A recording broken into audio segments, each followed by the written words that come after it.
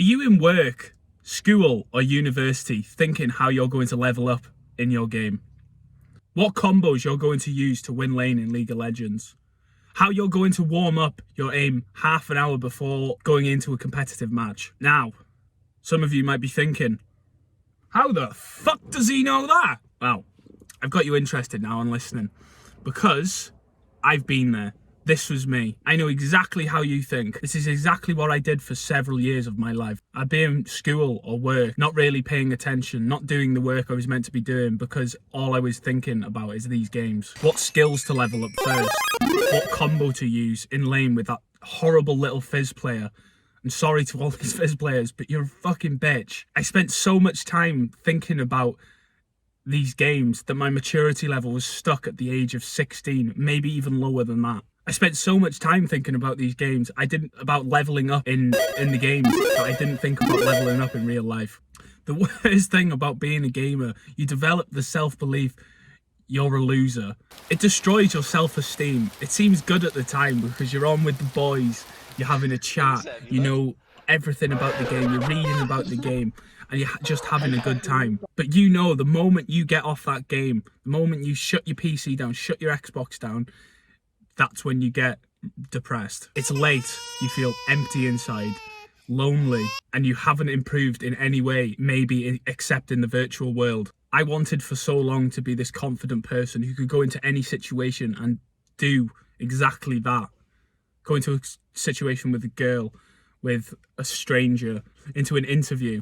I just wanted to go into any situation I could and be good at doing it, talking to anyone. And at the time of this gaming, I was going to the gym, but I wasn't really trying my hardest. I didn't have the energy to try my hardest because I was putting so much energy into these games that it was fatiguing and tiring me out. I would come away from the games angry and upset that I lost the game in League of Legends.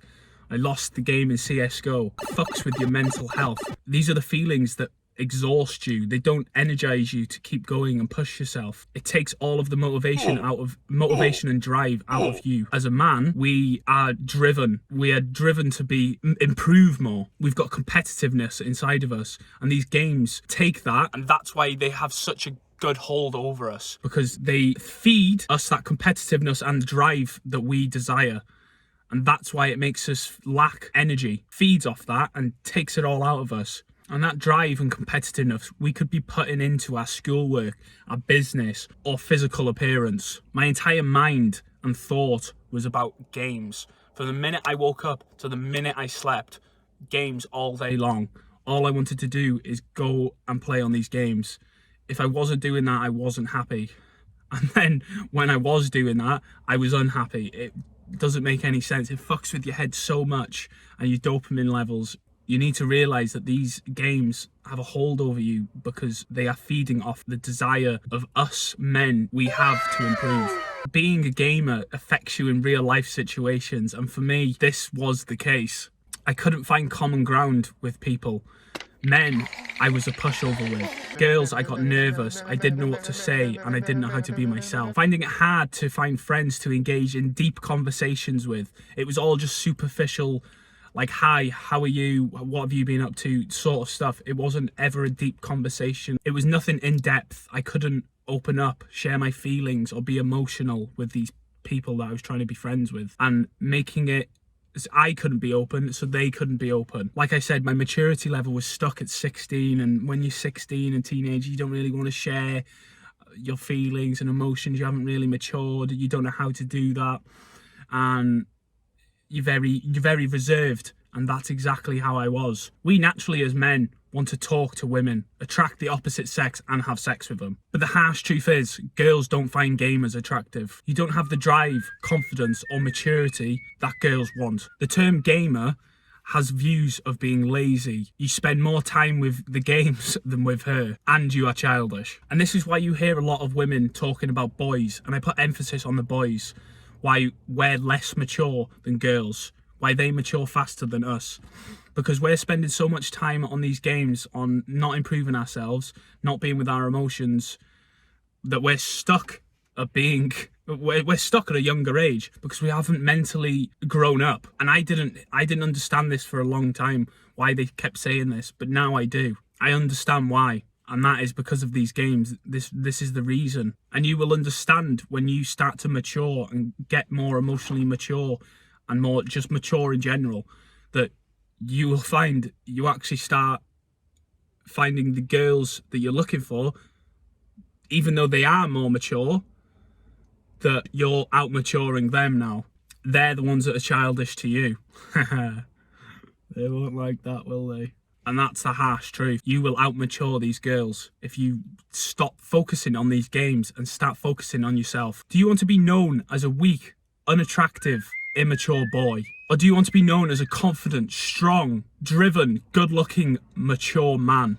To get out of this situation, you need to stop with your addiction. And it is an addiction because you're running away from something in your life. A distraction. You're using it as a distraction. Even if you're doing it for an hour a day, it's still a distraction. You need to be ruthless with how you take these games out of your life. For me, I sold my PC setup. I sold the console, my PS4, my Xbox. I got it completely out of my life. So I couldn't even be like, oh, I fancy a game today. I couldn't even do that. It was completely gone. And you need to be exactly like this to get it out of your life. It's a problem. And you don't even realize it. You come home from work and the first thing you want to do is skip the gym and sit down and have a nice easy time on your sofa in your bed. All your free time is being wasted when it could be used in growing up, maturing and leveling up your skills in real life. And when I got rid of my PC, I instantly found the benefits.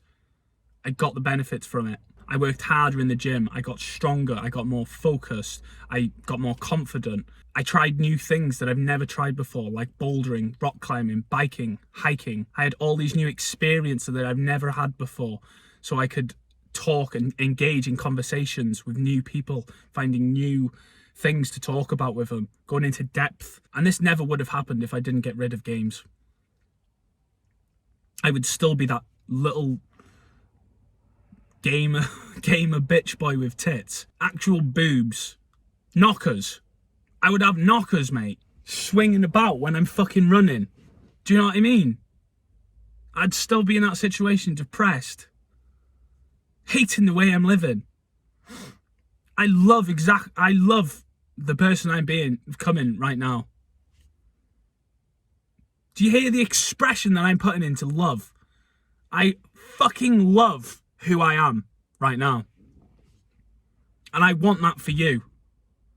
And that will happen if you get rid of these games. And finding these new hobbies and activities that I liked, and finding these new friends and engaging in conversations with them, I realised that they were more of my friends than the ones I engaged in pleasuring activities like drugs, gaming and drinking.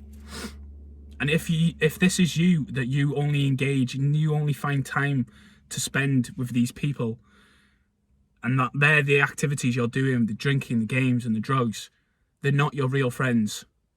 You're just doing this activity together because that's what you find comfortable. You do it with them, you've done it with them before, and that's why you are with them. They're not your actual friends. You can't engage in deep conversations, intellectual conversations where you can go back and forth with each other, understanding each other's point of views and getting emotional. You need to be able to get emotional and create a meaningful friendship, relationship with someone, and this makes life more meaningful and more fulfilling. Share this with someone who can relate or needs to hear it. Remember, be uncomfortable today to be uncomfortable tomorrow.